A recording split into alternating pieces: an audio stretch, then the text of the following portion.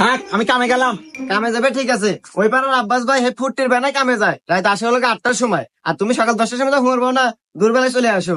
এবারে কাম হলে আমার সংসার চলবো না, আর নির্বংশে আমাকে তো কোনো দিক দিয়ে সুখ দিয়ে পারলে না।